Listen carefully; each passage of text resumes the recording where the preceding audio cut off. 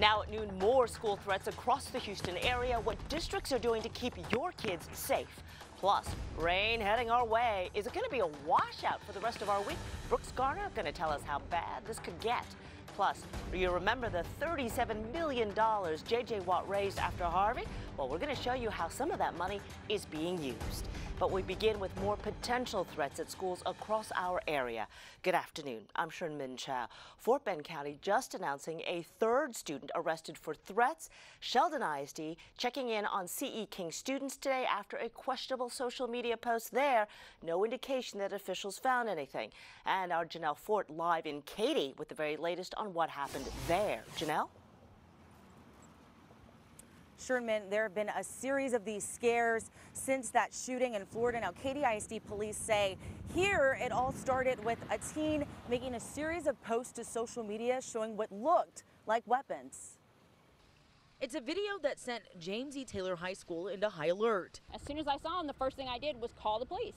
Katy ISD confirms this video was being circulated on social media. It shows a teen pulling out what looks like a real gun, cocking it and then concealing it. I was on the phone with Katy ISD police twice myself last night, sending them pictures of screenshots that my daughter was, coming across online. She wasn't the only one. Parents started calling the principal of Taylor High School last night, alerting him of the fact that there were images on social media circulating that caused concern. Katy leaders say law enforcement quickly jumped into action, going to that teen's home to investigate and determining that the weapons were only pellet and airsoft guns. Monday night, Taylor High's principal sent families this email saying that they'd investigated and there was no credible threat. I did get the email and I was at work and I was not happy about it, and I'm a nervous wreck today for my kids. Parents we spoke with say they dropped their kids off at school this morning with a little extra caution, saying that the district's email doesn't give them the comfort they need. Even my kids are very scared, so I just told them to be very careful, and just be very vigilant about the whole situation. Now, as I said, the principal said that there was no credible threat. Students are in school today. And when I spoke with district administrators earlier, I asked them whether or not this student was getting any disciplinary or criminal action. They told me that, unfortunately, they can't legally give me that information. Back to you.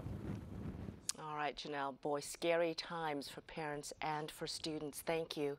Students who survived last week's mass shooting in Florida saying that they will not rest until they get change. About 100 of them are heading to Florida's capital today to talk to lawmakers about gun control. The students will also take part in the first march of the Never Again movement tomorrow. And there are plans for 2 nationwide rallies. They want a ban on assault-style rifles and stricter gun control for those who have a history of mental illness.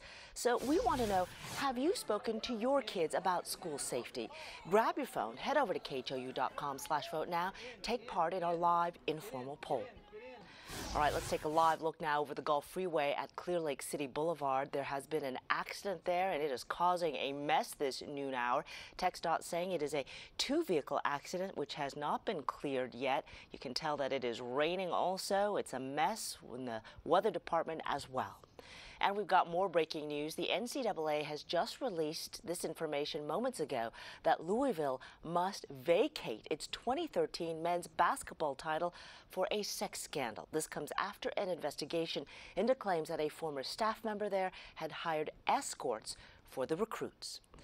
In less than an hour, a Texas parole board will vote this afternoon on the fate of Bart Whitaker. He is scheduled for an execution on Thursday for killing his mother and brother 15 years ago. He had wanted a $1 million inheritance. His father is asking for clemency. He wants Governor Abbott to intervene to save his son's life.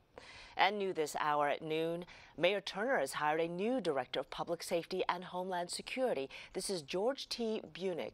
He is a highly decorated 34-year veteran of the Houston Police Department. He'll be charged with helping the city prepare for natural disasters, terrorism events, and overall public safety concerns. All right, let's take another live look outside. This is over the downtown skyline, and you can see, man, there is a haze and cloud all over the city now. Brooks Garner has more on our forecast, and it was windy out there as well. Brooks? Absolutely, Sherman. Those winds have been gusting out of the south at some 25 to 30 miles an hour at times. Here's a live view of the Gulf of Mexico from the Hotel Galvez. Otherwise, a beautiful day. We've got the overcast conditions, a couple showers now developing. We're going to have some big rain moving in tomorrow. Right now, southeast winds sustained at 15 to 26 miles an hour in Wharton, gusting to 30, 35 miles an hour in spots on the west side. Look at all this rain. Dallas getting hit hard right now. So too is Austin. So if you have any travel up that way, maybe via air, heads up. It's going to be a day filled with airline delays. Now locally, we've got a couple of showers, as Sherman mentioned, rolling over the Gulf Freeway right now. Areas of sprinkle activity, some drizzle, light rain. This will increase in its frequency overnight tonight and during the day tomorrow as all of this comes our way. But for today, we're going to see high temps pushing 80 degrees. Right now, we're sitting at 80 in Sugar Land, at 79 in Houston. Sherman. All right, thank you, Brooks.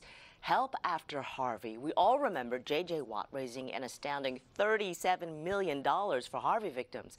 Well, that money is going to good use now. Sherry Williams is in Northeast Houston to show us how. We're in a home in Northeast Houston that was devastated by Harvey's floodwaters. The homeowner, though, had to keep living in the home. He had nowhere else to go afterwards. He had no walls. He had no running water. This is the homeowner in here. His name is Mr. Rosa, and these ladies represent the group that's rebuilding his home. First, I just want to ask Mr. Rosa, how does he feel about all this work going on to get him back in his house? ¿Cómo sientes sobre todo el trabajo? Oh, muy bien, muy feliz. Ellas son muy buenas, las dos. Trabajan muy bien. Everybody, good job. He said he feels very well about the work, and he's very happy that it's going on. He's going to be back in his house. This is Morgan with the group SBP. You said in March, just a couple of weeks. Yep, mid-March is when he's slated to come home. SBP stands for St. Bernard Parish, you guys. They started after Katrina in New Orleans. It started small, just a couple of volunteers who wanted to do something there, and it has grown to a national group. They were on the ground here right after Harvey. Water was still standing in some spots. Then good news happened. What happened, Hope? J.J. Watt decided to give us part of his funds that he rose, so he gave us $8.5 million. And that money's going to go a long way. How many homes total here in the Houston area can you fix with that money? So SVP ourselves, we will be rebuilding over 100 homes with that money, but by the time 2018 comes to an end, and with our partner organizations, that number will be 200 homes. Okay, you guys. Also, they're still taking applications. There are some things you have to qualify for. You have to live in Northeast Houston, and there are some income guidelines. But this is a great program. All these people you see working, they're AmeriCorps volunteers. AmeriCorps is where you give up a year of your life to go do service around the nation, wherever it's needed. So Mr. Rosa is very happy to see these guys here. He is one of the fortunate ones. If you need more information, go to sbpusa.org. Sherry Williams, KHOU 11 News.